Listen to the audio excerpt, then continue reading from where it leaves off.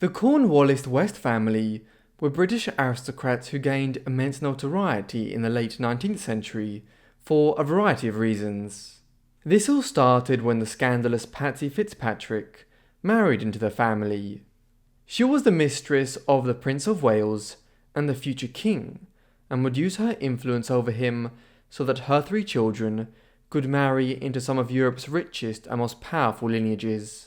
Join me as we explore their story. Before we look into the lives of the Cornwallis-West family, we need to look at their history. At the heart of the family was William Cornwallis-West, who was born on the 20th of March 1835.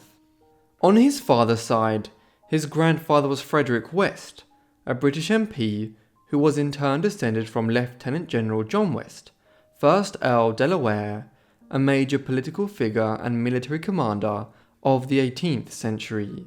Going back even further, another ancestor, Thomas West, 3rd Baron Delaware, had explored the coastline of part of North America in the early 1610s, leading to the naming of the Delaware region after him. Meanwhile, William's mother's side of the family had adopted the Cornwallis name in the early 19th century, as his grandmother, Mary Ann Whitby, had become the adoptive heir of Admiral William Cornwallis, one of the great naval commanders of the British Royal Navy during the American and French Revolutionary Wars. When he died childless, much of his estate passed to Mary, and she took Cornwallis as her middle name. Hence, when William was born in 1835, he was so as the product of a marriage between scions of the West and Whitby families, with the Whitbys having adopted the name Cornwallis. This was reflected in his 2 stately homes, the medieval castle of Ruthin in North Wales and the Newlands Manor in Hampshire, as well as the use of the Cornwallis-West surname, one which spoke of centuries of service in government, the navy, and the formation of the British Empire on both sides of the family. William trained as a lawyer in his youth, and was called to the bar at Lincoln's Inn, one of the esteemed London Inns of Court in 1862. Thereafter he had a successful career as a lawyer, a minor military official, and in local politics in Wales, eventually sitting in Parliament as an MP between 1885 and 1892. Yet, by the standards of some of his forebears, it was a comparatively unremarkable career. Perhaps the most striking element of William Cornwallis-West's life was his marriage and children. In 1872 he married a woman by the name of Patsy Fitzpatrick. Born on the 28th of October 1854, Patsy was just 17 years old at the time of their wedding, and William was twice her age. She had been pressed into the arranged marriage after it was discovered that she had been secretly involved in a clandestine relationship.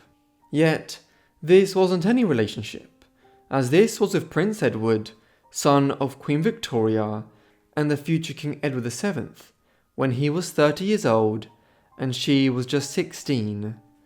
Patsy came from a less esteemed background than her husband, yet while her name might have suggested that she was a commoner, she did come from the Irish aristocracy. The Fitzpatricks were a lordly family who controlled an extensive territory in the Irish Midlands, stretching back into the late medieval era. In the early 1540s, the head of the lordship, Barnaby Fitzpatrick, agreed to accept an English title, Baron of Upper Ossory, and to begin adopting English culture and social norms, even anglicising his Irish surname, hence the name Fitzpatrick. As a result, the family were able to survive the 2 centuries of colonial displacement of the Irish lords that followed as the English took over Ireland completely. By the time Patsy was born in the 19th century, the Fitzpatricks were a loyal element of the Anglo-Irish aristocracy, having married into many English and Scottish noble lines over the years. Her marriage to William Cornwallis-West in 1872 soon resulted in children. A daughter named Mary Theresa came in 1873, followed by a son George the following year, and then a second daughter Constance in 1877. It should be noted here that many believe that George was the result of his mother's affair, and was really Prince Edward's son. After this brief flurry of children at the start of their marriage, they would have no further offspring, something perhaps attributable to some natal complications for Patsy, as she was still only 22 years old when Constance was born, and under normal circumstances would have had many childbearing years left. Alternatively, this lack of further children could have been the result of her and William's strained marriage. The age difference and the circumstances in which they married meant that they were never really that close. Despite being married off to William to avoid any controversies developing over her fling with Prince Edward, Patsy, a woman whose good looks were remarked on in British high society, remained close to the future king throughout their lives. Edward had already been long married when he began his initial relationship with the 16-year-old Patsy, and it is understood that they continued to see each other quite regularly after she married. This brought the playboy heir to the Cornwallis-West seaside manor at Milford-on-Sea in the late 1800s, away from the prying eyes of Queen Victoria's court, who had ostracised Patsy for her ongoing affair with the future king. Yet, despite Patsy's bad standing amongst some in Victorian society, she put her relationship with Edward to good use. By influencing the prince and her children, she got them to marry into the leading royal and aristocratic families of Europe, making them some of the most powerful and wealthy people in the world, something she had wanted since her youth. Anyone who wanted to get a sense of how influential Patsy had been over the future king need only have looked at the marriage of her eldest daughter. Mary Cornwallis-West was born on the 28th of June 1873, not long at all after her parents' marriage. Daisy, as she was known to her family, and pretty much everyone else who knew her, was a noted beauty of the time, and made an impression at the Victorian court when she began attending high society events in the late 1880s and early 1890s. It was around this time that Daisy met Prince Hans Heinrich of the House of von Hochberg, a major European dynasty that had extensive estates in Central Europe. In 1883, Hans, who was 12 years older than Daisy, had been awarded the title of Prince of Pless in the German aristocracy in recognition of his family's wealth and influence, most of it founded on their lands in Silesia. This is now in southwestern Poland, but it was long considered a part of Germany, one which was abundant in coal and iron ore, and had become one of the great industrial centres of 19th century Europe. Before meeting Hans, Daisy was actually interested in a young British soldier. Yet, keen for her daughter to marry the German prince, Patsy soon arranged through her contacts that the soldier be sent away, and so he went to fight in the Zulu Wars in South Africa. Sadly, he was killed a few months later. Not long after, the marriage between Hans and Daisy was negotiated, and as the Cornwallis-West family was impoverished, the Hochbergs were forced to pay for the wedding. As a gift, the couple received a huge 400-room castle, where they hosted the finest European aristocracy, and from then on, Mary became known as Princess Daisy of Pless. Daisy and Hans had numerous children. Their first daughter died in infancy in 1893, but 3 sons, Hans, Alexander and Bolko, were born in 1900, 1905 and 1910, and would generally live long lives, except Bolko. By the time this younger son was born, Daisy and Hans's marriage was increasingly turbulent, with mutual infidelities that attracted press gossip, all against the backdrop of their extravagant lives. While their marriage managed to weather the First World War years, eventually in 1922 they divorced, following which Hans married Clotilde de Silva, the daughter of a Spanish nobleman and a woman nearly 40 years younger than him. They would have 2 children, but in a very controversial development, Clotilde would seduce his son Bolko, divorce Hans, and then marry Bolko. This relationship with her stepson resulted in children. Theoretically, this was not biological incest, but it was extremely tricky, as the children's mother had been married to both their grandfather and father.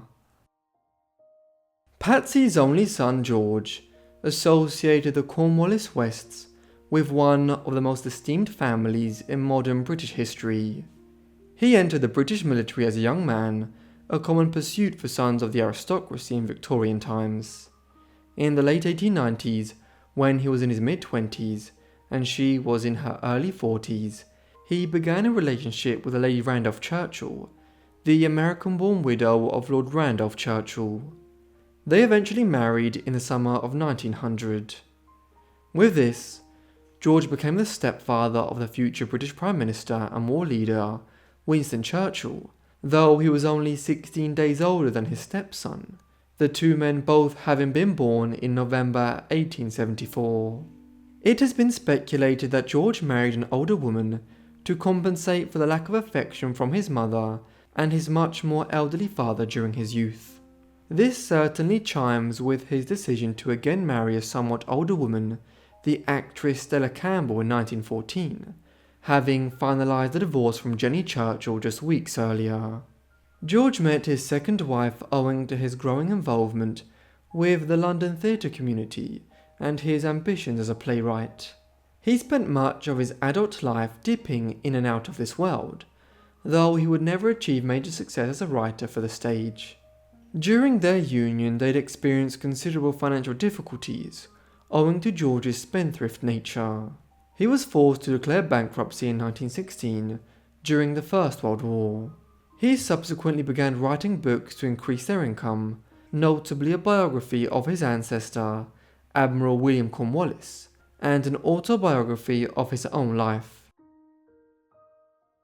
The third and last of Patsy and William's children was Constance Cornwallis-West. Known to her family and friends as Sheila, she married Hugh Grosvenor, the second Duke of Westminster, and one of the wealthiest aristocrats in Britain at that time, in February 1901. Such was Grosvenor's wealth that he was one of the most affluent individuals in the whole world in a time of ballooning riches in Europe and North America. It was widely known that Constance's mother Patsy had arranged the marriage through negotiations with Edward VII, who had just recently finally succeeded his long-lived mother.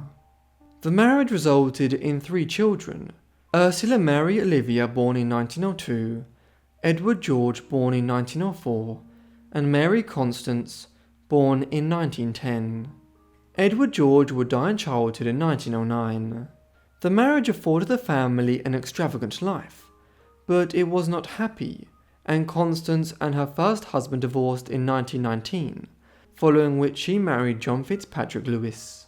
Lewis was a much younger man, who Constance had met in the field hospital near Calais in France during the First World War. When Constance divorced to marry Lewis, she was given the largest alimony settlement in British legal history at that time. Patsy's relationship with Edward wasn't the only scandalous affair during her life. In the midst of the First World War, when Patsy was entering her 60s, she began a relationship with a Patrick Barrett, a much younger soldier who had been convalescing from shell shock or post-traumatic stress disorder in a hospital near Calais in northern France. Her husband William was still alive, though elderly, eventually dying in 1917 at 82 years of age. Before his death, Patsy attempted to use her social status to get Barrett promoted within the military, a move which created a scandal as the affair soon became public. The fact that her husband was ill at the time and died not long afterwards made it even more controversial in the eyes of the public. She was criticised by the press as a manipulative harlot and would never recover from the scandal. Patsy died of stomach cancer on the 21st of July 1920 at 65 years of age. In the 1930s, Daisy developed a side career as a writer, publishing numerous salacious memoirs and edited versions of her extensive diaries. She lived to a relatively old age, dying in Silesia in the summer of 1943 at 70 years of age in the middle of the Second World War. George would remain married to Stella until her death in 1940. He developed Parkinson's disease in his later years, and after many years of suffering with the condition, killed himself on the 1st of April 1951 at 76 years of age. The suicide had clearly been planned out, and friends were in no doubt that his death on April Fool's Day was quite deliberately chosen. Constance's second union with John Lewis did not result in any children, though it was happy, and she and John remained married for decades to come. She lived a relatively uneventful later life by the standards of her family, and died in 1970 at the ripe old age of 94. While the most colourful chapters of the Cornwallis-West family occurred as a result of the marriage of William and Patsy and the lives of their 3 children, the family continued after their time.